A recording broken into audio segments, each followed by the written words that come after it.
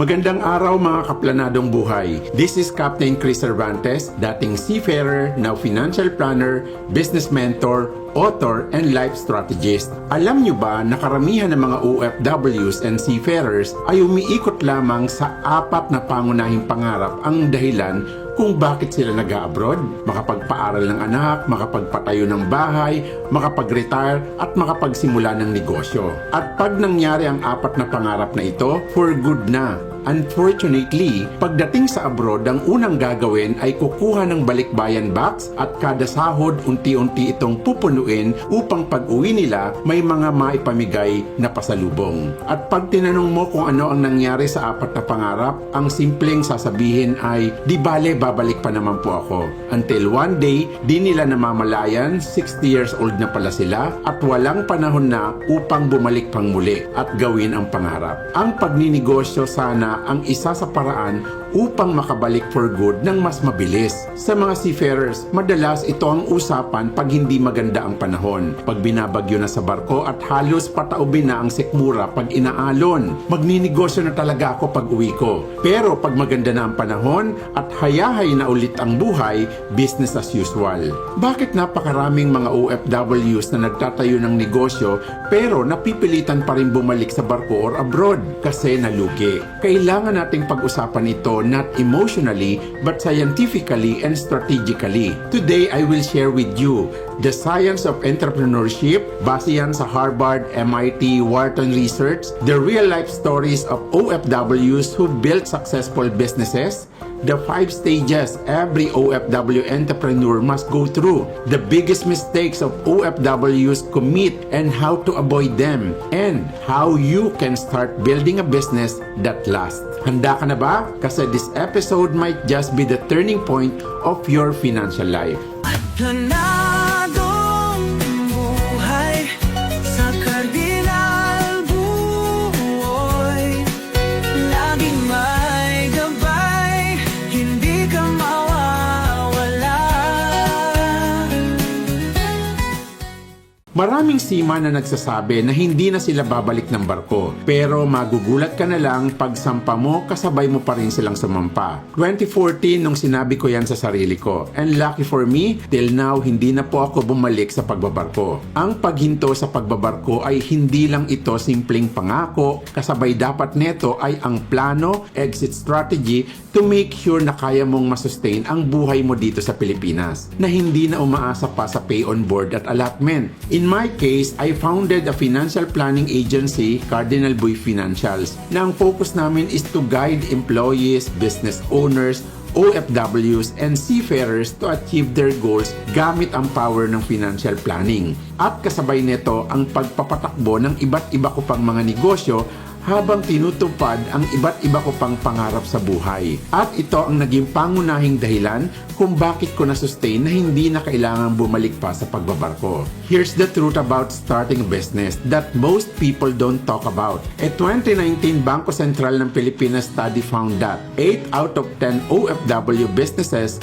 fail within 3 years. And the number one reason? Lack of business systems and preparation. Not lack of money, not lack of ideas, not lack of passion, but lack of skill set, structure, and mentors. OFWs work so hard abroad, but many come home to a business that cannot survive without them. Or worse, falls apart because of wrong partnerships, wrong hiring, or wrong spending. At madalas magtatayo ng negosyo at iiwan sa kapamilya at aasa na magiging maayos ito. Pero pag uwi niya, wala na ang negosyo, nasira pa ang relasyon. Pero may magandang balita. Worldwide studies from Harvard Business School revealed entrepreneurs who prepare at least 12 months before starting a business are 60% more likely to succeed. Meaning, hindi ito swerte, hindi ito tsamba. Ito ay sistema. Believe it or not, OFWs and seafarers have unique traits that make them excellent entrepreneurs. Harvard Business Review identified the top traits of successful founders. Para daw maging magaling sa pagninegosyo, kailangan mo ng resilience, discipline, risk tolerance, adaptability, long-term thinking. And guess what? Lahat ng ito meron ng isang OFW at seafarer. You survive homesickness. You survive storms, literal and emotional. You work with multinational teams. You follow system. You think of your family's 10-year future. OFWs are not the underdogs. They are elite performers shaped by global experience. So meaning, you are not starting from scratch. You are starting from experience, sacrifice, and strength.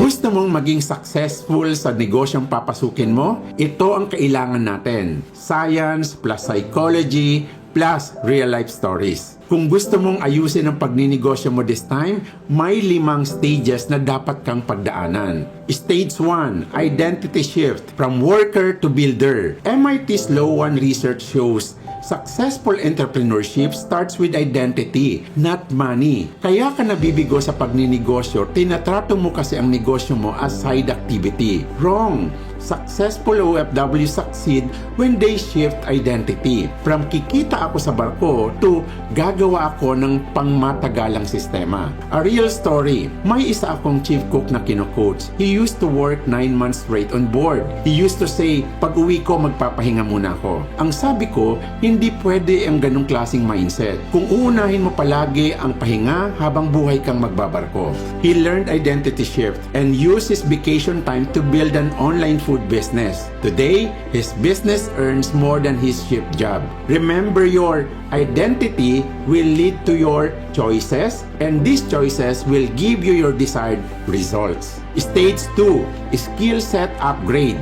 Business is a skill, not a dream. Ang sabi ng Wharton School Research, nagiging successful daw ang businesses by 50 to 70% more when the founders master basic finance, marketing, leadership, cash flow management, pricing strategy. The sad reality, OFWs often spend millions but do not invest in learning. Akala kasi natin porket may pera tayo at may puhunan, pwede na tayong maging negosyante. May iba nga nakakapagnegosyo na wala namang puhunan. So meaning, hindi yan ang pangunahing kailangan mo. The most successful entrepreneurs, they study relentlessly. A real story, may isang seaman akong mini-mentor from Iloilo. He attended financial literacy classes every end of his contract. Then, because of proper financial planning and preparation, he was able to stop early from boarding the ship. When he retired, he opened a small hardware store. It grew into 3 branches because he understood margins, cash flow, inventory. Hindi kailangan ng malaking kapital. Kailangan ng malaking kaalaman.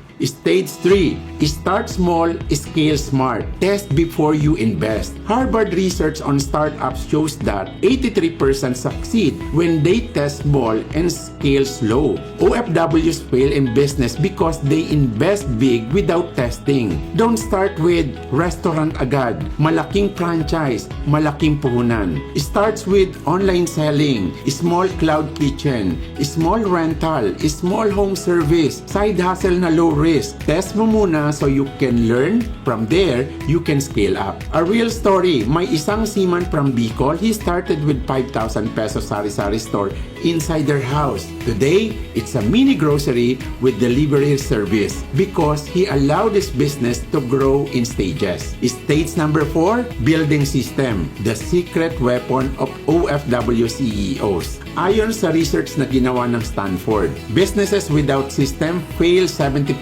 of the time. Businesses with systems survive crisis. At bilang OFW or seaman, mas kailangan mo ng system because you are abroad. You cannot monitor daily. You cannot micromanage. You cannot always trust relatives to run the business. System is important because it can protect you from leakage, mismanagement, wrong purchases, employees issues, burnout. At pag sinabing system, kasama dito dapat ang financial reporting, inventory controlling, SOPs, hiring processes, marketing calendar, automated reminders. A system is not a luxury. Hindi siya optional. It's a survival. You need to build your system so that your system will build your business. Stage 5, innovate or die. The world is changing fast. Pag nag-take off na at kumikita na ang negosyo, hindi ito doon natatapos. Ang sabi ng McKinsey sa kanilang pag-aaral, innovation increases business survival by times 3. Meaning, if you don't innovate at some point, you will evaporate. OFWs must learn to innovate in technology, customer service, digital marketing, product improvement, pricing strategy. Real story, a seafarer turned barbershop owner in Cavite offered home service haircuts using an app during lockdown. His income tripled because he innovated when others froze. Innovation doesn't require brilliance, just courage to try what others want.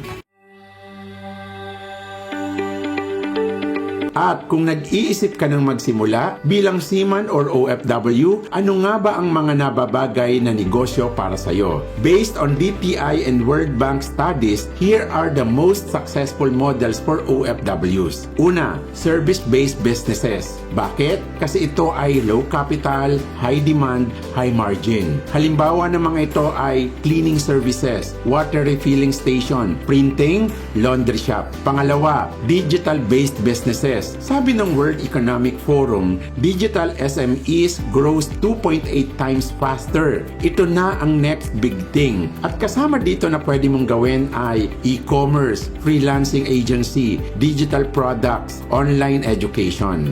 Rental businesses. Of course, ito ang common na naiisip natin mga OFWs. Bakit? Kasi it has steady cash flow tulad ng boarding houses, vehicle rental, storage rental. And sometimes you don't need to own the property. May isang nagpa-quote sa akin at ito ang naisip niya, ang magkaroon ng kanyang boarding house. So sabi ko, magkano kailangan mong puhunan para magka-boarding house? Siguro sir, mga 5 million pesos. So sabi ko, kung aantayin mong magka 5 million pesos, baka hindi na mangyari ang pangarap mong negosyo. So bakit hindi mo subukang mag-rent ng space sa building? Then develop mo itong maging boarding house. Nang sa ganon, hindi mo kailangan ng 5 million pesos para magsimula. Kung magkamali ka man, mas maliit ang magiging lugi mo. Now, ilang building na ang inuupahan niya using the business model. Number 4, food business. Pero hindi lang basta karinderya dapat may sistema. Tulad ng food kiosk, cloud kitchen, specialized food delivery.